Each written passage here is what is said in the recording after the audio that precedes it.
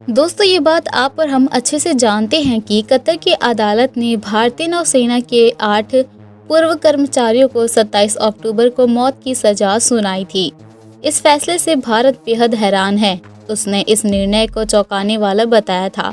हालांकि भारत सरकार ने साफ कर दिया है कि वह इस मामले में सभी कानूनी विकल्पों पर विचार कर रहा है। हैरानी वाली बात यह है कि कतर के साथ भारत के रिश्ते अच्छे माने जाते हैं। इसके बाद भी कतर ने 8 भारतीयों को मौत की सजा सुनाई है। अब सवाल उठता है कि आखिर ये 8 भारतीय कौन हैं और कतर में क्या कर रहे थे और कब से जेल में बंद है।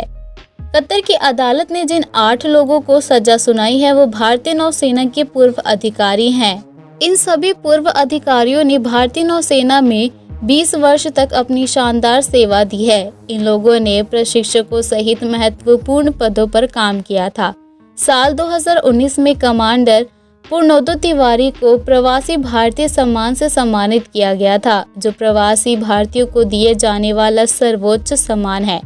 बता दें कि 8 भारतीय निजी company Dehra global technologies and consultancy service के लिए काम करते थे। भारतीय नागरिक पिछले कुछ वर्षों से कतर के नौसैनिकों को प्रशिक्षण दे रहे थे। कतर अधिकारियों के साथ मिलकर ये कंपनी नौसैनिकों को ट्रेनिंग देने का काम कर रही थी। कंपनी का स्वामित्व रॉयल ओमान वायुसेना से स्क्वाड्रन लीडर खामिस अल अजमी के पास है। अजमी को भी पिछले साल भारतीयों के साथ गिरफ्तार किया गया था, लेकिन नवंबर 2022 में रिहा कर दिया गया था। मई में दहार ने दोहा में अपना परिचालन बंद कर दिया और वहां काम करने वाले सभी लोग मुख्य रूप से भारतीय घर लौट आए थे। दरअसल कतर की अदालत ने जिन 8 भारतीयों की मौत की सजा सुनाई है वह सभी भारतीय नौसेना के पूर्व अधिकारी रह चुके हैं। यह अधिकारी पिछले साल अगस्त में ही कतर की जेल में बंद है। हालांकि उनका क्या गुनाह है अब तक यह पता नहीं चला है, क्योंकि ना तो भारत और ना ही कतर के अधिकारियों ने उनके खिलाफ आरोपों को सार्वजनिक किया है। जबकि कुछ मीडिया रिपोर्ट्स में दावा किया जा रहा है कि 8 भारतीयों को जासूसी के कथित एक मामले में गिरफ्तार किया गया है। भारतीय नौसेना के 8 पूर्व सैनिकों के खिलाफ 25 मार्च को आरोप दर्ज किए गए थे और उन पर कतर के कानूनों के तहत मुकदमा चल रहा है। उनकी जमानत याचिकाएं कई बार खारिज की जा चुकी थी और कतर में कोर्ट ऑफ फर्स्ट इंस्टेंस ने गुरुवार को उनके खिलाफ फैसला सुनाया। भारतीय विदेश मंत्रालय ने कहा, हमें शुरू में जानकारी मिली कि कतर की प्रथम दृष्टि अदालत ने आज अल दहारा कंपनी के 8 भारतीय कर्मचारियों से जुड़े मामले में फैसला सुनाया है। हम मौत की सजा सुनाए जाने के फैसले से बेहद नाराज हैं और फैसले से विस्तृत ब्यौरे की प्रतीक्षा कर रहे हैं। हम परिवार के सदस्यों और कानूनी दल के संपर्क में हैं। हम सभी कानूनी विकल्पों पर विचार कर रहे हैं। विदेश मंत्रालय ने आगे कहा कि वह इस मामले को बहुत महत्व दे रहे हैं और इस पर बारीकी से नजर रख रहे हैं। सभी काउंसलर और कानूनी सहायता देना जारी रखेंगे। फैसले को कतर के अधिकारियों के समक्ष ही उठाएंगे। इस मामले की कार्यवाही की गोपनीय प्रकृति के कारण इस समय कोई और टिप्पणी करना उचित नहीं होगा।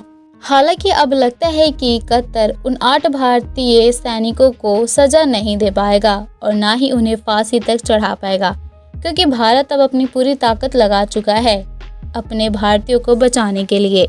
भारत ने अपनी पूरी ग्लोबल पावर अपने भारतीयों को बचाने में लगा दी है और अब ऐसा लगता है कि कतर के फैसले से भारत और कतर का रिश्ता भी खराब हो जाएगा।